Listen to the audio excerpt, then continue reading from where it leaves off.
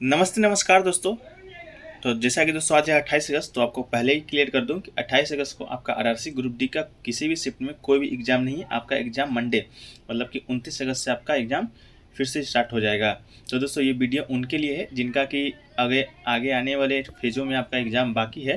तो इस वीडियो का जो प्रश्न है दोस्तों, वो उन्हीं प्रश्नों को लिया गया है जो कि दोस्तों आपका बार बार प्रश्न रिपीट हो रहे हैं, या कुछ इंपॉर्टेंट प्रश्नों को लिया गया है जो कि दोस्तों आपके आने वाले एग्जाम में छपेंगे ही छपेंगे। तो दोस्तों वीडियो को अंत तक देखिएगा, और दोस्तों चैनल पे नए हैं तो चैनल को सब्सक्राइब कर लीजिएगा, नोटिफिकेशन बेल को ऑन कर लीजिएगा आरआरसी ग्रुप डी के पल पल अपडेट के लिए। तो चलिए दोस्तों वीडियो को शुरू करते हैं। वह है कि किस पदार्थ में कैल्शियम कार्बोनेट उपस्थिति नहीं है। तो कमेंट सेक्शन में भी आपको बताते चलना है। आपका ए है खड़िया, जो जिसे चाल कहते हैं, बी है संगमरमर, सी है जिप्सम और डी है चूना पत्थर। तो दोस्तों बताते चलिएगा। तो इसका जो आपका राइट आंसर हो जाएगा दोस्तों, आपका आंसर जिप्सम राइट आंसर हो जाएगा, जिसको दोस्तों इस सूत्र के माध्यम से भी डिनोट किया जाता है। CaSO4 2H2O। H2H2O है दोस्तों, 2H2O नहीं है। ये टाइपिंग नहीं हो पाता है, इस कारण इसे लिखा जाता है। चलिए दोस्तों अगला प्रश्न है कि तूतीकोरन थर्मल पावर स्टेशन कहाँ पर है। तो दोस्तों आपसे जो ग्रुप डी का आपका एग्जाम हो रहा है उसमें दोस्तों आपका इससे भी रिलेटेड प्रश्न आता रहा है कि ये थर्मल प्लांट कहाँ है, वो थर्मल प्लांट कहाँ है। तो इसी के बेसिस पे तूतीकोरन थर्मल पावर स्टेशन को लिया गया है, जो कि दोस्तों आपका तमिलनाडु टुटुकुडी में दोस्तों आपका है, जो कि दोस्तों बंगाल के खाड़ी के समुद्री तट पर आपका स्थित है। चलिए दोस्तों अगला प्रश्न है कि IBRD, जिसे विश्व बैंक वर्ल्ड बैंक की कहा जाता है, उसकी स्थापना कब हुआ था। तो इसकी जो स्थापना है दोस्तों आपका हुआ था 1944 ईस्वी में। मुख्यालय की बात करें तो ये दोस्तों आपका वाशिंगटन DC US में दोस्तों आपका इसका मुख्यालय है विश्व बैंक का।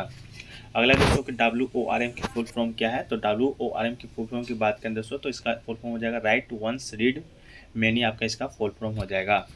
अगला दोस्तों कजरी किस ऋतु का लोकगीत है। तो कजरी की बात करें दोस्तों, तो आपका ये वर्षा ऋतु का लोकगीत है, सावन के महीने में गाया जाता है। अब बात करें कहाँ गाया जाता है, तो दोस्तों कजरी उत्तर प्रदेश, पूर्वी उत्तर प्रदेश का प्रसिद्ध लोकगीत है।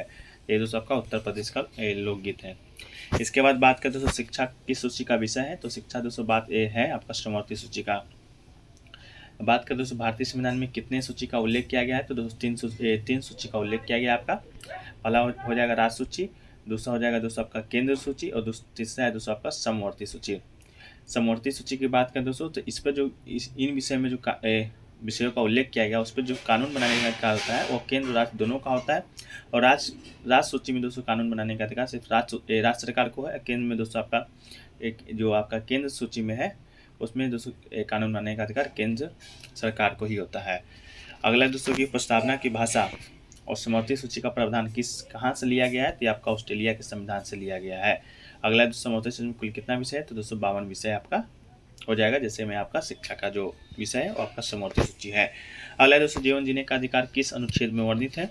तो दोस्तों जीवन जीने की अधिकार की बात करें तो ये दोस्तों आपका अनुच्छेद 21, जो कि दोस्तों कहता है प्राण एवं देह स्वतंत्रता का संरक्षण करता है आपका, और इसी में दोस्तों जीवन जीने का अधिकार भी आपका सम्मिलित किया गया है। अगला दोस्तों महात्मा गांधी समुद्री राष्ट्रीय उद्यान कहाँ पर स्थित है। तो ये दोस्तों आपका अंडमान आइलैंड में स्थित है, जो कि दोस्तों 1983 ईस्वी में आपका स्थापित हुआ था। अगला दोस्तों जीवन जीने का अधिकार, तो ये दोस्तों आपका हो गया एक अनुच्छेद 21 में आपका वर्णित है, जो कि हमारा मौलिक अधिकार है। अगला दोस्तों कि प्रथम बार कब विधानसभा इलेक्शन में नोटा बटन का प्रयोग किया गया था। तो बात करें तो 2013 में दोस्तों 4 राज्यों में नोटा का विकल्प शुरू किया गया था। 4 राज्यों की बात करें कौन कौन सा है। तो छत्तीसगढ़ आपका, मिजोरम, राजस्थान और मध्य प्रदेश में दोस्तों नोटा का प्रथम 2013 में आपका शुरू किया गया था, और केंद्र शासित और दिल्ली के चुनाव में भी हुआ था। नोटा की बात करें दोस्तों, तो इसका जो फुल फॉर्म होता है नन ऑफ द एबव, मतलब कि किसी कोई आपका जो क्षेत्र का नेता खड़ा है, आप किसी को वोट देने का अधिकार नहीं है, तो दोस्तों आप नोटा पे टिप सकते हैं। अगला दोस्तों WTO का कार्य क्या है। तो दोस्तों WTO की कार्य की बात करें, इसका जो फुल फॉर्म होता है वर्ल्ड ट्रेड ऑर्गेनाइजेशन, मतलब अंतर्राष्ट्रीय व्यापार संबंधी दोस्तों आपका इसका कार्य है।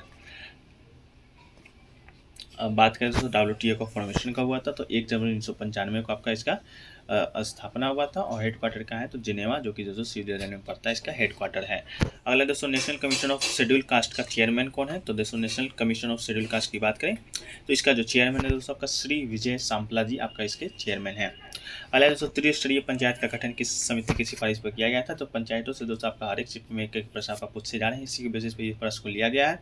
तो त्रिस्तरीय पंचायत का गठन की बात करें तो दोस्तों आपका बलवंत राय मेहता समिति की सिफारिश पर लिया गया था। बलवंत राय मेहता का बताना था कि आपका जो पंचायत है वो त्रिस्तरीय स्तर पर लागू होगा, जैसे कि ग्राम स्तरीय पंचायत, प्रखंड स्तरीय और दोस्तों जिला स्तरीय पंचायत। तो वर्तमान में दोस्तों आपका त्रिस्तरीय पंचायत ही आपका चल रहा है, जो कि दोस्तों 2 अक्टूबर 1959 को राजस्थान के नागौर जिले में तत्कालीन प्रधानमंत्री जवाहरलाल नेहरू के द्वारा पहली त्रिस्तरीय पंचायत का उद्घाटन किया गया था। तो पहला कहाँ स्थापित हुआ था आपका, तो नागौर राजस्थान में दोस्तों आपका स्थापित हुआ था त्रिस्तरीय पंचायत।